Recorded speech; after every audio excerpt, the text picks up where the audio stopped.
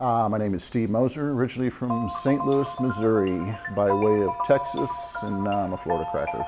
I've been living in South Florida for 30 years this year. I was living in Texas and I was doing woodworking, contracting, and I met my ex-partner Cindy, the neon lady, and liked the work, so we kind of combined shops and I started doing neon. Well, I never was really exposed and worked with professional glass benders, so I just cranked up the fires and started bending and practice. It's mostly a self-taught thing anyhow. It's very, very hard. It's the hardest craft I've ever learned. I can do quite a bit of things, but definitely neon takes more ambition and drive and have to want to really learn how to do it because it's very, very difficult. You've got to put a lot of effort into it to really want to learn how to do it.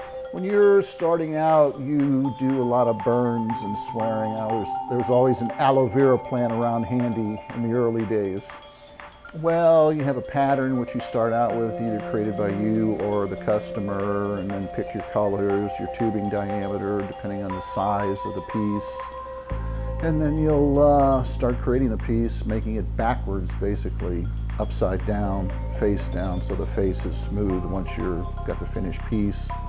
And go start bending glass, one little section, one bend at a time. Typically, for long, curvy sections, you'll use your ribbon burner, and for small, tight, little 90-degree bends or 180 or 360-degree bends, you'll use your little crossfire. So basically, you have two fires you're working with.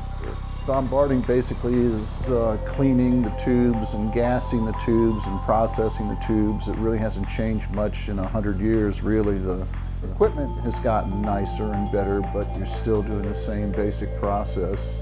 Cleaning the inside of the tube, getting the thing hot, and then putting nice, pure, clean gas into a sterile tube.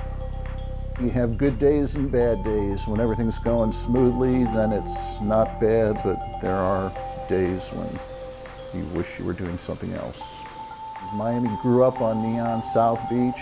It's probably one of the still few icons of neon left in the country. Las Vegas and Miami are probably the biggest, really. Neon's been big in the States since the 20s and 30s, so yeah, the 50s, 60s, and then plastic came in, plastic sign faces, and that was kind of semi the demise of neon.